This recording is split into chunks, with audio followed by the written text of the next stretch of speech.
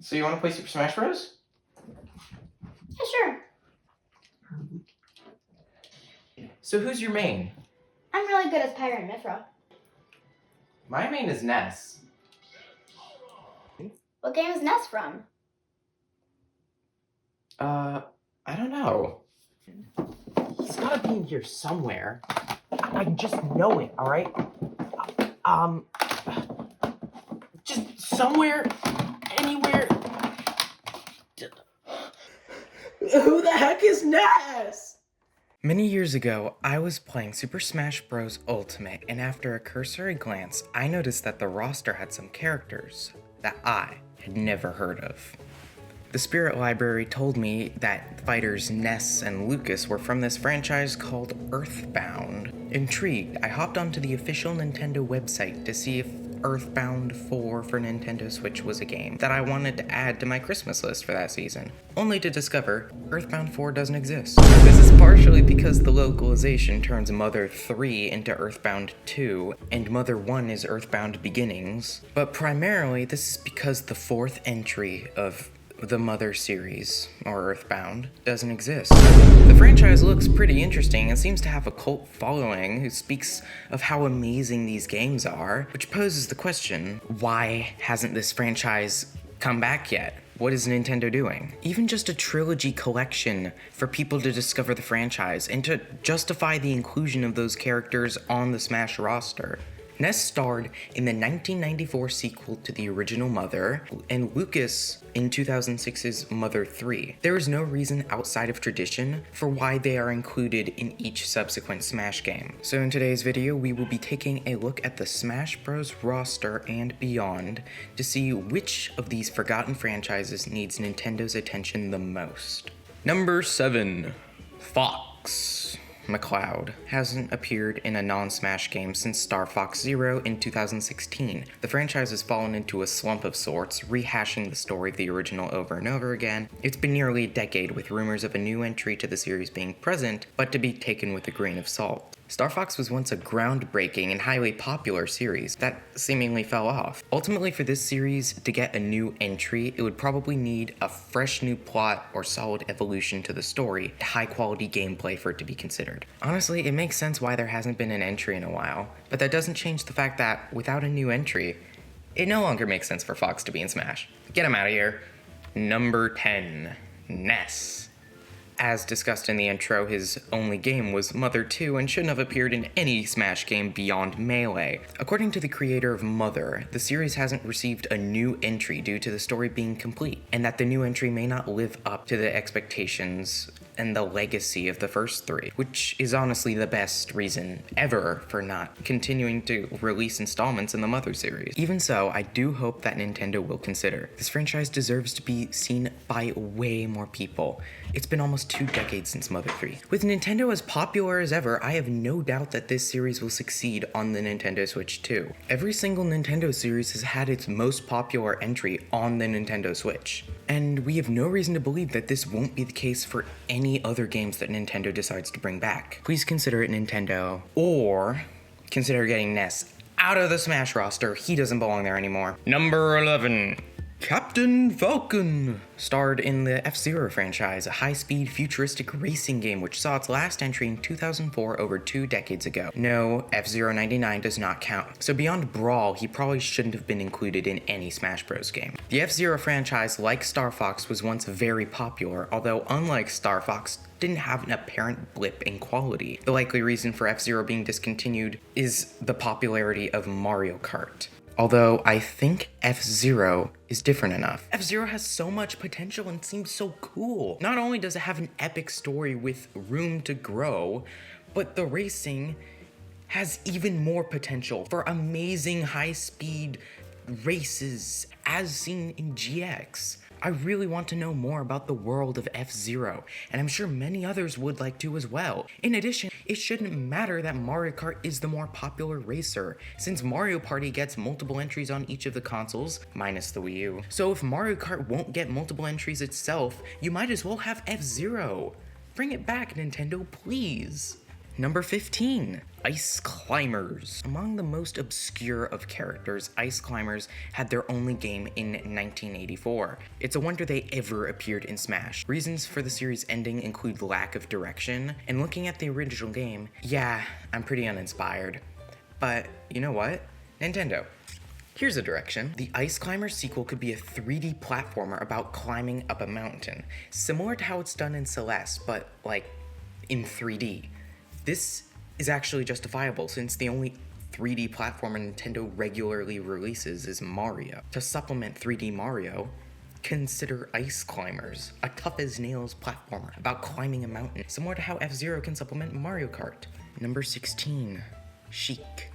Has only appeared in Ocarina of Time as Zelda's disguised form, and was originally planned to be in Twilight Princess before being scrapped. Sheik was not a standalone character, just Zelda with a different outfit. The original inclusion in Melee was the only sensible inclusion of Sheik since they had Zelda transform into Sheik. Every other inclusion has made no sense. Depending on the new direction of Zelda on Switch 2, Sheik could appear there. But if they don't, why are they still here? Sheik, get out of here. Number 18, Dr. Mario.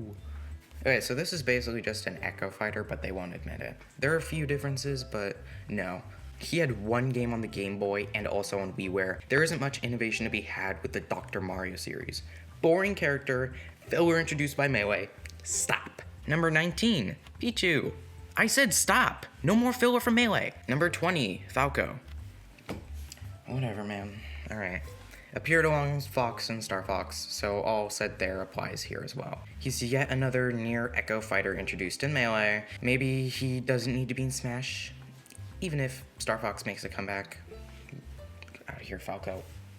Number 21 and Echo. Marth and Lucina. Characters from the Fire Emblem franchise that appeared a long time ago, and since being included in Smash, we can't get rid of them. They've appeared as recently as Fire Emblem Engage in 2023, so they technically have an excuse to be in Smash, but that's just because of all the less popular Nintendo franchises, Fire Emblem is the only one that Nintendo just won't leave alone for 5 seconds. Fire Emblem has been notoriously peddled through Super Smash Bros., with each game including the newest Fire Emblem characters. Nothing else to say, everyone agrees that Super Smash Bros. Has way too much Fire Emblem representation. And while the series itself, I do hope, of course, succeeds and continues to succeed, stop bringing these characters back. They're basically the same. Number 22, Young Link. A relic from the Ocarina of Time Majora's Mask duology, which no longer needs to be included in Smash or Zelda, just like Sheik. The franchise itself is fine, this character doesn't need to be seen anymore. Number 25 and Echo, Roy and Chrom. Fire Emblem. Yeah. Number 26, Mr. Game & Watch. Represents the Game & Watch series that has long since been abandoned. The character is a relic of the past, and his design reflects that. I'd like to see a new Game & Watch game, but honestly, I can't think of anything Nintendo could do with him. Number 28 and Echo, Pit and Dark Pit, are the perfect example of the idea at the core of this video. Long ago, Pit was lost in limbo with the Kid Icarus franchise dead as can be, until he was reintroduced in Brawl, and shortly thereafter his franchise was revived. Except, oh no, now his franchise is back in limbo.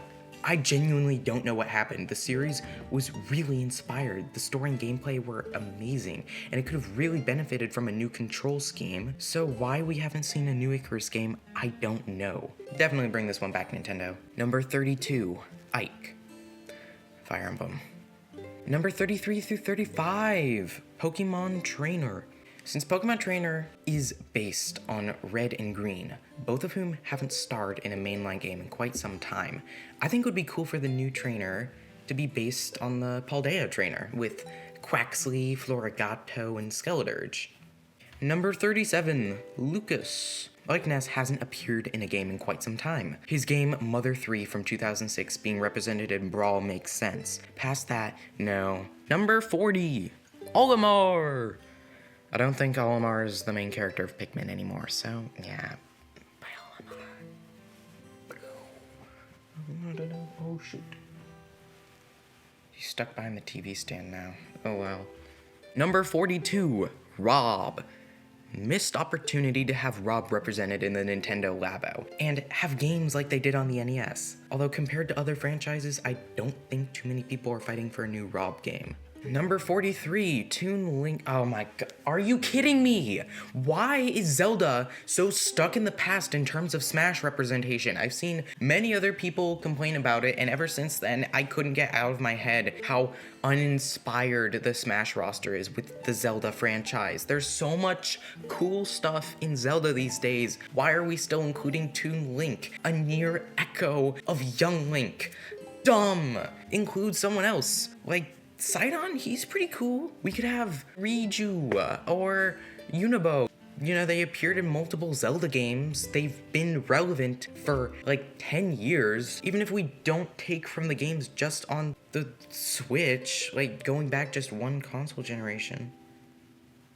Oh, that's still Breath of the Wild. Wow. What have you been doing? Give him the new epic Tears of the Kingdom Ganondorf design. Give Ganondorf spells and his weapons, not these random stuff from like 30 years ago. At the very least, Ganondorf does appear in the most recent games though. Toon Link is so long ago, no more.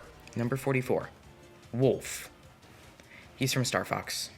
Number 47, Wii Fit Trainer. This is actually really funny. I love that they're in Smash. And while I would say, Nintendo, make a new Wii Fit game, we are no longer on the Wii. And there's a spiritual successor to Wii Fit in the form of Ring Fit. So yeah, maybe change them to be a Ring Fit person. Number 48, Rosalina and Luma. Please, make Galaxy 3, okay. Number 49, Little Mac. Punch-Out! Is a pretty neat boxer game, which is a perfectly fine franchise to have an entry on the Switch or Switch 2. So, where did Punch-Out go? Well, according to some interviews, the franchise's potential for more sequels was dashed by the backlash Nintendo received for kind of racist caricatures in Punch-Out Wii. Should have been pretty easy to fix that, and for some reason, Nintendo seems to have issues parting with the racist stereotypes. That's a little weird, Nintendo. It should be no problem to just have the non-problematic characters star in a new Punch-Out. Otherwise, get rid of Little Mac, he sucks! Number 54, Palutena, also from Kid Icarus. Number 56, Robin, Fire Emblem. Number 59, Duck Hunt. Yeah, I think it would be pretty cool to bring this game back. It's another really old NES game that hasn't had any acknowledgement outside of Smash since its debut, minus appearance on the Wii U Virtual Console. The hypothetical new game could reveal who the hunter is in the Duck Hunt trio. The guy shooting the gun, the ray gun. And they could have adventures in the western town with a plot like Stardew Valley, or Rango, or Red Dead Redemption, or the Oregon Trail. Or could just be another Duck Hunt. Number 62, Corrin, Fire Emblem. Number 75, Byleth, Fire Emblem. Number 76, Min Min. ARMS has had its one and only entry on the Switch. It's a brand new franchise, although everyone already considers the franchise to be dead, while simultaneously joke hyping up its epic sequel, Legs. Don't do Legs, but I would definitely be interested if Nintendo expanded the world of ARMS and made the game actually fun to play. And now some franchises that don't have characters represented in Smash. Should the franchise come back? And should they be represented in the next Smash game? Starting out with Tomodachi Life, yeah, I'm breaking my own rules already. Technically, they are represented in Smash through both the Mii Fighters and the one stupid stage, but forgotten franchise, and if I didn't mention it, everyone would burn me. So I thought I'd mention it, Tomodachi Life, Nintendo, just bring it back, it's not that hard. Next game, Wave Race. This one falls into the same category as Mario Kart and F-Zero, racing. Except F-Zero was actually cool. I don't care about Wave Race. I can't even fathom why Nintendo made it. But if we fit trainers in Smash, Wave Race guy could also be in. That was a joke. Please don't. I don't care about Wave Race. Golden Sun. People actually speculate that the only reason Golden Sun has been abandoned is that it was overlooked in favor of other more successful RPGs at the time. Which makes sense, there are many Nintendo RPGs, but should definitely be given another shot. Maybe keep it pixel art style, I think people would like that. The main character, Isaac, is actually already in Smash as an assist trophy, and apparently many people also want him to be a character, and I agree. Chibi Robo. If you haven't heard about Chibi Robo, it's basically just a cute robot doing a bunch of small tasks to help out a family which bought it, and it can't be unplugged for too long or else it dies. Everyone who knows about it agrees that it was good, but it didn't succeed because Nintendo didn't market it well, didn't release the good ones internationally, and then changed the gameplay to be really bad for the ones it did release internationally. It's kind of Nintendo's fault that Chibi Robo didn't succeed, and they should definitely give Chibi Robo at least one more chance to succeed. And for inclusion in Smash, I don't know how it would work, but if Olimar can be in Smash, so can Chibi Robo. Eternal Darkness, Nintendo's first foray into the realm of M-rated horror. I'll say that again, Nintendo M-rated horror. Yeah, please do it again, Nintendo, please. It obviously wasn't successful on the GameCube. It's a GameCube! But with the popularity of Nintendo nowadays, I'm sure it'll succeed. Anything you do will succeed, dude. Everyone was so hyped for Nintendo horror after MEO was teased, only to be let down in a major way. Please bring Eternal Darkness to Nintendo Switch 2. Wario Land. It was eclipsed by the Donkey Kong Country's revival on the Wii, and it hasn't appeared since. If Donkey Kong Country goes 3D on Switch 2, Wario Land could be the epic 2D platformer, and definitely have Waluigi in it. Aside from that, whatever, man. Wario's already in Smash, but Waluigi isn't. Maybe we could have Waluigi Land. Star Tropics. This game never left the NES, along with the group earlier, although unlike the group earlier, it did receive a sequel 4 years after the SNES came out and still on the NES. For what purpose did they do that? Star Tropics was received positively, and many look back on it positively today. So why not bring it back, Nintendo? This character would fit right in with the oddballs in Smash too. What are you waiting for, Nintendo? And that's the end of our list today. So in conclusion, I learned where all of these characters are from, I learned about Nintendo's history, their games beloved by many, forgotten by Nintendo. This is part of what made me want to collect video games in the first place, to find the hidden gems long lost, and carry the games of my early childhood with me into the future. Even though I highly doubt Nintendo will bring back even half of these, I will hold out hope. Here's the likelihood of each franchise actually returning.